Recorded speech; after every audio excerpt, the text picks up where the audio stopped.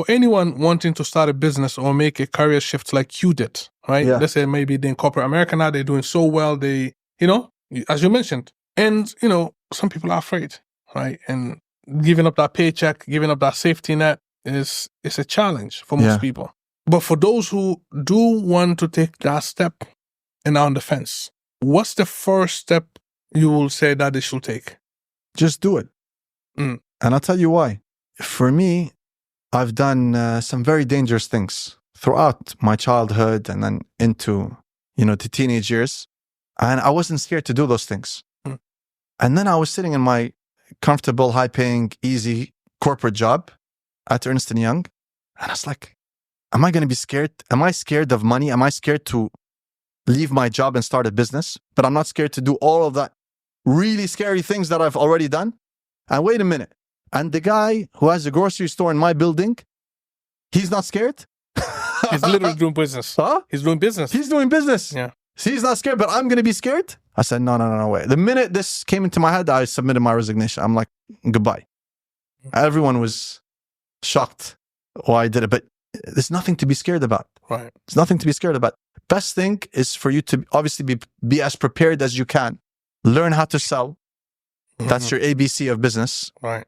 Yeah. Learn how to sell. Test your product or your service, your idea before you even spend any money on a license or quit your job. Yeah. But when the time comes for you to take the step, just take it.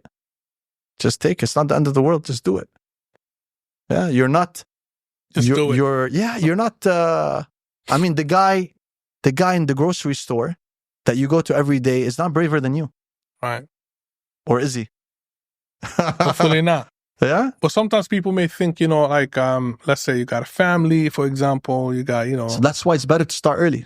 Right. That's why it's better. What did I tell you? That's why if I could go back in time, I wouldn't go to university. Hey, wow. I would have started in university. So I would have taken the hits by myself while I was in university. Because when you start a business, you're going to take hits. For sure. You're going to take hits. And those hits, if you don't know what you're doing, they're going to be felt not just by you. They're going to be felt by your family, by your wife, by your kids, by your parents if you're taking care of them. They're all going to take the hits. Right. So the sooner you start, the better. The later you start, the harder it's going to hurt. Right. I mean, business, like you said, you don't need to go to university to learn it. In fact, I will say if you don't start a business, the next best thing you can do is to go work for a startup, for example.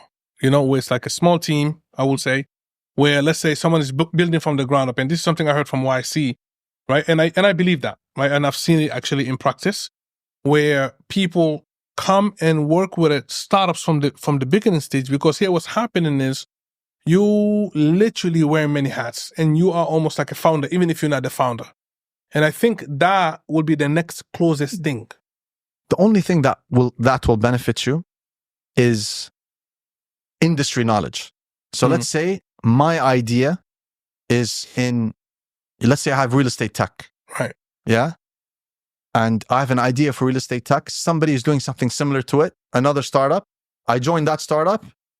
I'll benefit from having industry knowledge about how they started, industry related knowledge. But when you go to, even with that, when you do it by yourself, that would not have prepared you because you didn't have the pressure over there. That makes sense. You didn't have the pressure.